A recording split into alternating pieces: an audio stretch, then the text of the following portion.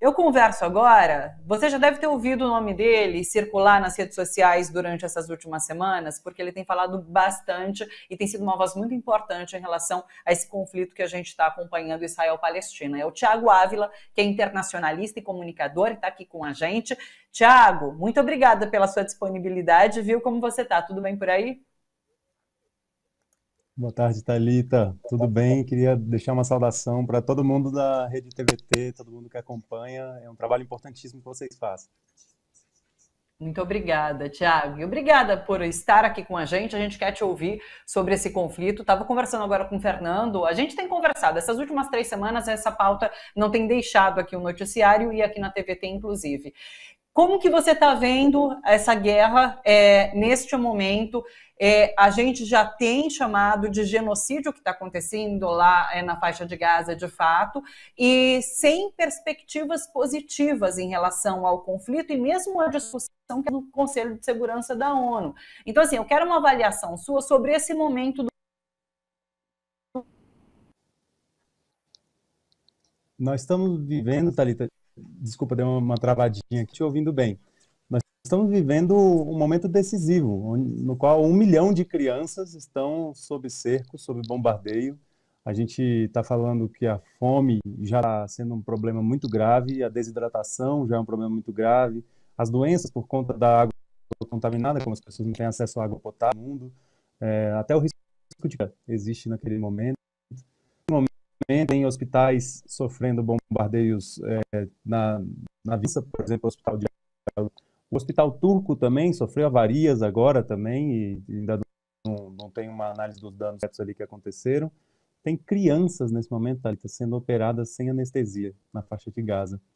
Então a gente está falando de fato uma tragédia mesmo, assim. O genocídio ele às vezes quando a gente fala e precisa falar, né, precisa denunciar como você falou, mas às vezes dá uma ideia um pouco abstrata, e quando a gente vai vendo o que isso significa, quantidade de vida, são escolas que disseram que no próximo semestre não tem ano letivo, porque todos os estudantes das turmas foram mortos. Então a gente está falando de uma situação assim tão terrível, em que tanques israelenses em Gaza estão incluindo carros com famílias inteiras.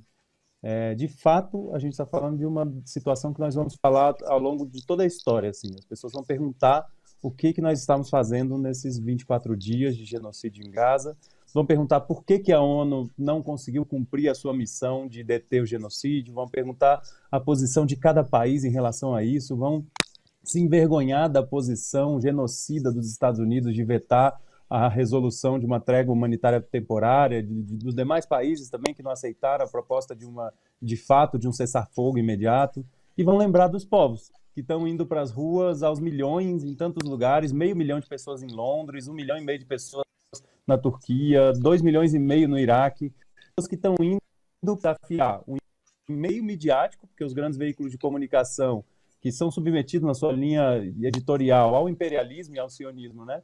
Repetem incessantemente que não pode ter cessar-fogo, que isso vai prejudicar, na verdade, o povo de Israel, que isso não vai resolver a situação dos palestinos, que isso é uma das mentiras que a gente sabe que coloca esses veículos com sangue nas mãos também, né, Thalita? De fato, assim, não são só opiniões, isso daí é para chancelar um genocídio. E os especialistas que falam que não pode haver um cessar-fogo também têm sangue nas mãos nesse momento. E a gente vê os povos desafiando um bloqueio midiático, um boicote das redes sociais e das big techs também terríveis sobre conteúdo que mostre o genocídio que está acontecendo, que defenda a legitimidade da existência da vida do povo palestino.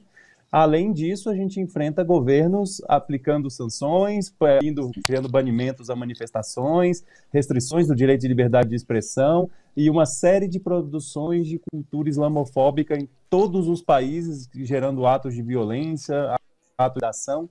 Então, nós estamos vivendo momentos semelhantes àqueles que a gente viveu no início da guerra contra o terror dos Estados Unidos, que é importante a gente lembrar, também foi promovida a partir de uma mentira das armas de destruição em massa no Iraque, né, Thalita? Então, nesse momento, nós estamos vivendo uma guerra de informação e um genocídio no terreno, não só em Gaza, como você lembrou bem, que você estava falando ali mais cedo, na Cisjordânia também, e na fronteira do Líbano. Todos os dias já tem mortes, inclusive morreu um repórter da Reuters lá, atingido por um míssil de Israel, e nós temos que cumprir esse nosso papel, de romper o cerco midiático, denunciar e apontar um caminho para a paz verdadeira. A paz verdadeira, como você falou, ela é improvável nesse momento, porque os tambores da guerra estão soando para o imperialismo manter ali como um fronte, um polo de intervenção da sua política imperialista, e ao mesmo tempo a política sionista que quer tomar aquela terra como um todo e que pensa uma grande Israel em que não tenha povo palestino ali. Então, o que a gente poderia esperar, por exemplo, em outros anos, em 1946, Thalita, houve uma grande missão de paz da ONU que expulsou os exércitos de Israel da Península do Sinai, Canal de Suez, e restabeleceu a paz na região. Nesse momento, nós não temos um organismo multilateral internacional capaz de fazer isso. E o que a gente fica dependendo é das pressões que os países árabes vizinhos fazem de que se fizer incursão militar, nós vamos intervir e tudo mais, e infelizmente Israel, nem isso para Israel, a ponto que eles estão de fato... A família que estava naquele carro, e a família realmente, com essa explosão, ela morre inteira. Esse vídeo que a gente está acompanhando. A gente não tem essa tradução nesse vídeo, mas já há tradução circulando nas redes, que é isso que ele disse, que uma família estava ali no carro e essa família morre por conta desse bombardeio. Tiago, eu queria que você falasse um pouco mais sobre esse cerco das redes sociais, essa censura que está havendo a quem, de alguma forma, defende a Palestina. Tem um vídeo seu que ganhou muita notoriedade, em que você fala sobre esses mitos, né, em relação a esse conflito. E, por conta disso, você foi vítima de muitos ataques nas redes, né? Me fala um pouquinho sobre como tem sido a sua atuação, como você tem percebido essa censura por parte das redes e o que você tem tentado fazer para burlar, de alguma forma, esses entraves das redes sociais. É muito importante, Thalita, porque são frontes de batalha, mas existe o cerco e o bloqueio de comunicação em Gaza, né? Então, de transmitir os vídeos. E a gente tem visto uma série de ataques, não precisa ser pessoas de grande alcance, não. Qual dificuldade para comentar e uma redução de alcance tremenda. Pessoas que fazem os seus stories no cotidiano, que têm suas 100, 200 visualizações, quando postam conteúdo pró-Palestina, seja um vídeo meu, seja um vídeo de algum comunicador que está em Gaza, o alcance cai para 5 pessoas, para 3 pessoas visualizando.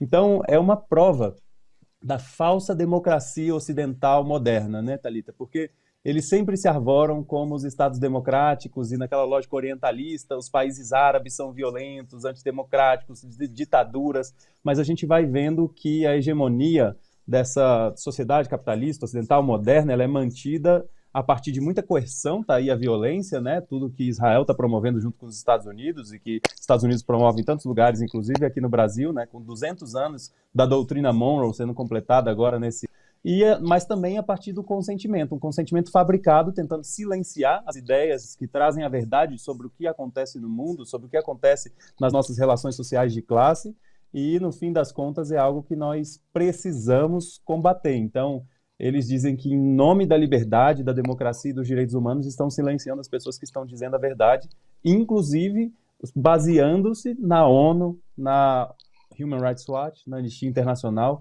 Então, isso é uma violação inacreditável, né? Eu, nessa caminhada, de fato, levanto de manhã sem saber se minhas páginas vão estar funcionando ou não, né? E algumas estão, algumas não estão. Os vídeos que eu tento publicar, eu levo horas para publicar um único vídeo, coisa que nunca aconteceu, né? Até 24 dias atrás eu publicava qualquer vídeo, qualquer hora, e era sempre processo rápido.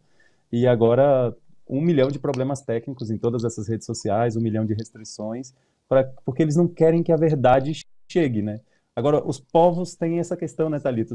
Os povos são extremamente desobedientes a medidas opressivas, né? Então, na Alemanha, na França, na Inglaterra, se propõem medidas draconianas de restrição, o povo vai a centenas de milhares para as ruas e desafia, né? Aqui no Brasil, tentam de todo jeito que as pessoas não entendam que é um genocídio, que é uma limpeza étnica, que é o estado de colonização e de apartheid, e as pessoas vão burlando esse caminho, vão chegando, e o ato da Paulista foi imenso, e as pessoas vão rompendo esse cerco, porque os povos são assim, os povos anseiam por liberdade, anseiam por verdade e anseiam pela paz também. Acho que essa é a nossa principal missão nesse momento, construir a paz e mostrar para que as pessoas não caiam nessa ideia, e a gente sabe que é uma ideia de dominação, de que pessoas que seguem a fé cristã, que seguem Jesus de Nazaré, estão tentando convencer essas pessoas de que elas não podem aceitar um cessar-fogo, que elas têm que apoiar o aniquilamento, a destruição de um povo. Isso é impossível, gente, porque quem segue, de fato, as palavras sagradas, seja do cristianismo, seja do islamismo, seja do judaísmo, a mensagem essencial é de amor. Então, não tem como uma construção ideológica mudar tão fortemente algo na cabeça das pessoas. As pessoas estão vendo que é uma violência que está acontecendo e que isso está errado, né? Então, nesse momento, estamos numa batalha em que a gente venceu a opinião pública, a gente está vencendo nas ruas, a gente venceu na diplomacia, que Israel ficou isolado, e por isso eles estão empregando a guerra total, e por isso eles fazem esse tipo de boicote. Nós temos que, então, intensificar nossos esforços. Atos cada dia mais massivos, ações cada dia mais intensas nas redes, divulgação cada dia mais intensa de programas como o de vocês, como a TVT, como conteúdo que traz a verdade, e assim a gente avançar para uma construção de paz verdadeira a partir dos povos. São os povos que vão ensinar para os governos e pressionar os governos para o caminho que a gente precisa construir. Puxa, antes de tudo, parabéns pela sua produção, que tem sido muito importante, de fato, para desvendar, realmente trazer mais informações sobre o que a gente acompanha ali na faixa de Gaza, Thiago. Tem um detalhe, inclusive, em relação a esse conflito. Na sexta-feira a gente noticiou isso aqui, que Israel cortou a internet da faixa de Gaza. Então, quando a gente fala também em conteúdo produzido ali por palestinos, isso se tornou bastante precário nesses últimos dias. Então, a gente acaba não tendo acesso e é uma censura praticada por Israel, de qualquer forma, que corta a internet neste momento em que faz uma invasão terrestre ao território e os palestinos sujeitos a todo tipo de atrocidade ali, sem que isso tenha qualquer transmissão sendo feita. Thiago, eu queria tirar uma dúvida, eu queria a sua opinião sobre um debate que tem acontecido, e que é um debate político em torno dos números que surgem dessa guerra.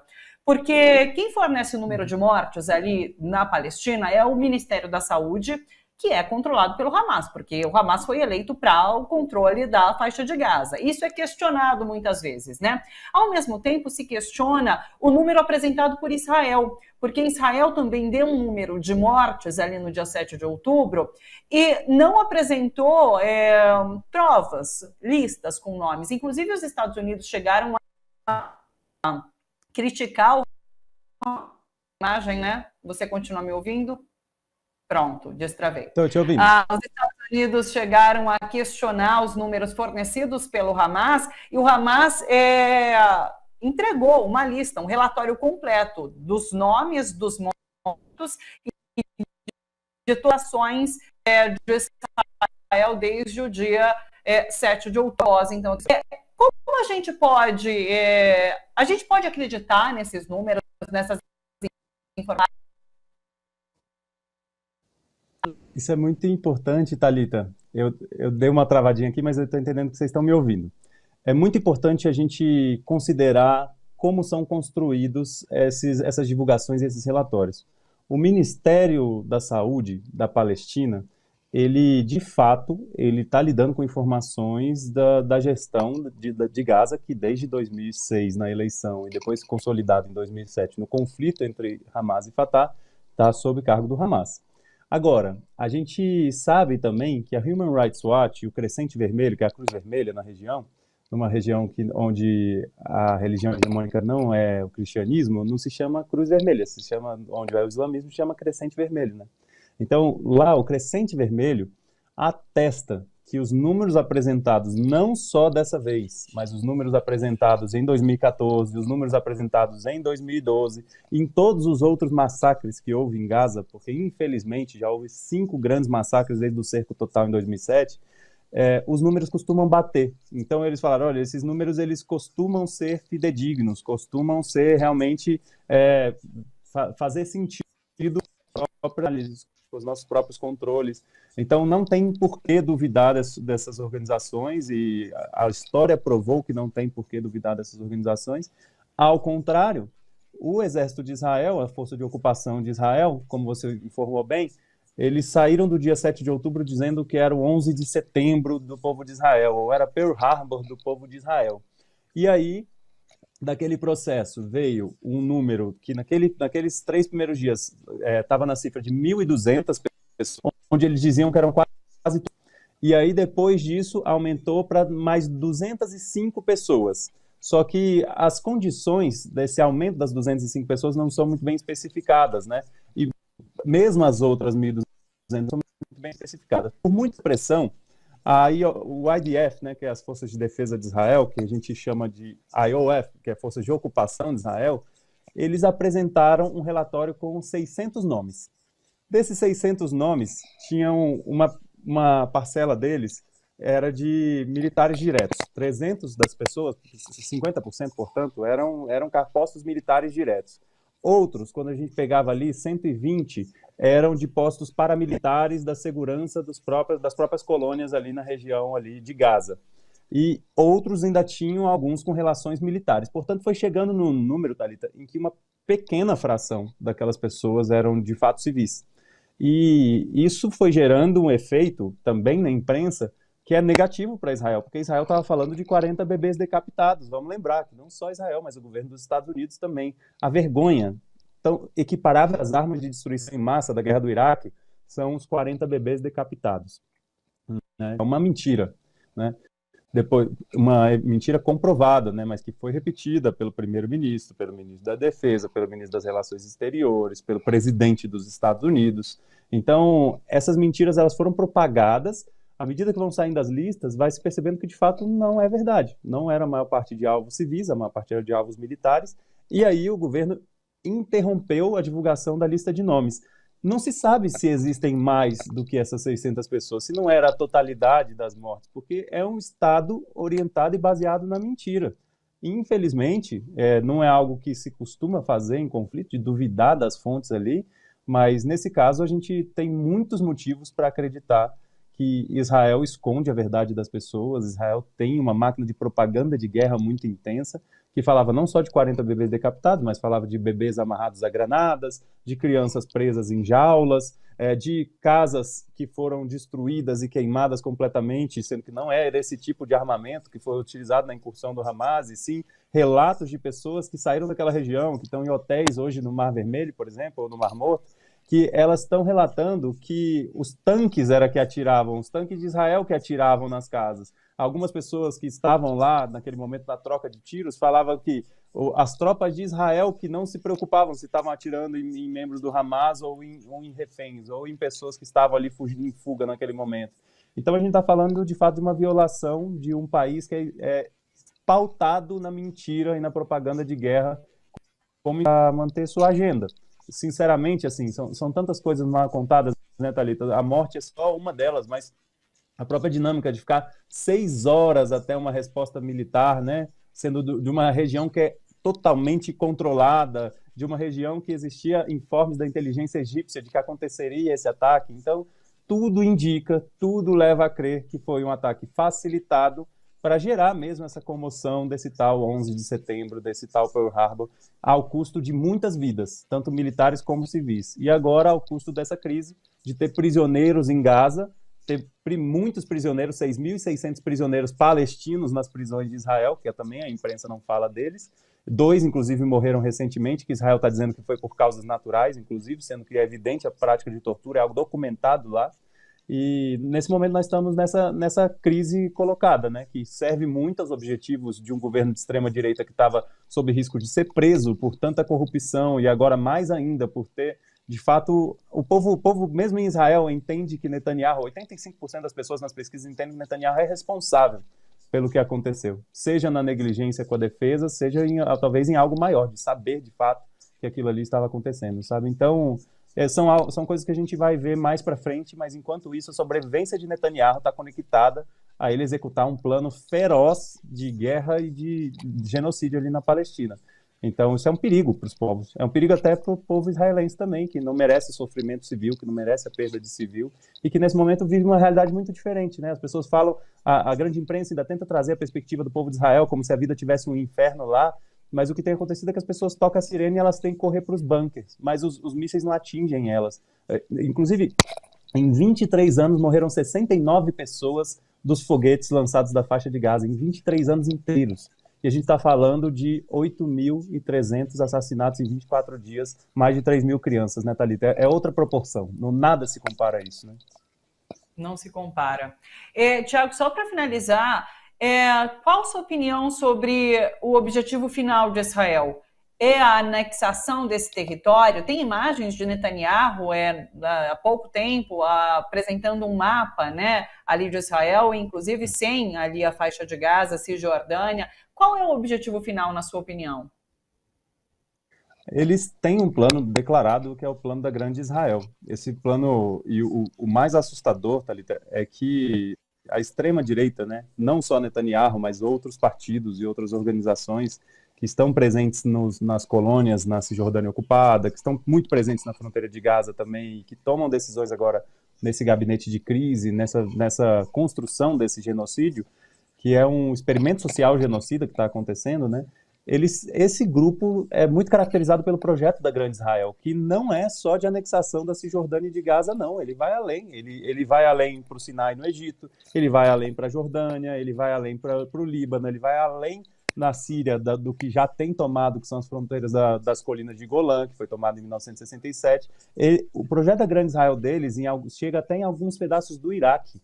Então, a gente está falando de um projeto sionista, que, portanto, é racista e supremacista, e que tem uma avidez e uma voracidade expansionista que coloca em risco o futuro da humanidade e precisa ser parado pelos povos do mundo, porque não tem limite. Não é como se Israel conquistasse ali seu objetivo de promover a limpeza étnica e o genocídio contra o povo palestino em Gaza, logo em seguida na Cisjordânia. Não é como se ele fosse parar. Dali não, dali vai avançar e aí a justificativa vai ser o Hezbollah, não vai ser mais o Hamas, aí vai para o Líbano. E a justificativa vai ser depois membros de apoio do Hamas que ainda estão na fronteira de Gaza, no Sinai, aí vai para o Sinai. Sempre foi assim, é um projeto expansionista, nunca parou desde 1948. Puxa vida, alguma perspectiva na sua avaliação de cessar fogo pelo Conselho de Segurança? Depende da pressão dos povos do mundo. É a pressão dos povos do mundo que tem a capacidade de fazer isso. Se a gente conseguiu que setores do Partido Democrata, a partir da pressão das ruas, virassem, se posicionassem como nunca tinham se posicionado em anos contra Israel, a gente tem essa capacidade de que o pior, o mais perigoso, o mais destrutivo império que a humanidade já inventou, que é o imperialismo estadunidense, seja demovido pelas massas nas ruas, em todos os lugares do mundo, mas também no seu próprio país. Então é muito importante e muito corajosa a ação de judeus antisionistas ocupando estações, por exemplo. É muito importante os povos indo em marcha massiva para as ruas. É muito importante as ações de boicote, desinvestimento e sanções que estão sendo promovidas, das pessoas irem lá e fazerem ações diretas na sede da Elbit Systems, por exemplo, que é a grande indústria do complexo industrial militar israelense, que também tem sede e base nos Estados Unidos. É muito importante todas as ações. Assim, pensando, Thalita, o que nós não devemos fazer para impedir a morte de 1 milhão de crianças? Não tem nada, nós temos que fazer tudo o que tiver ao nosso alcance, né? Todos os esforços são necessários nesse momento. Então, combinar todas as formas de luta, nas redes, nas ruas, institucionais, em ações diretas, criativas, em todo tipo de ação diplomática, todo tipo de pressão é necessária. O mundo precisa salvar 1 milhão de crianças nesse momento e não tem esforço que não seja justificado nesse ponto. Só assim a gente consegue um cessar-fogo. É muito mais de baixo para cima do que a ONU salvando a gente. É muito mais os povos impondo uma derrota aos Estados Unidos na ONU e, de fato, salvando 1 milhão de crianças. É isso. Sua voz tem sido muito importante. Parabéns, Thiago. Agradeço demais a sua participação aqui com a gente. Até uma próxima. Um abraço para você.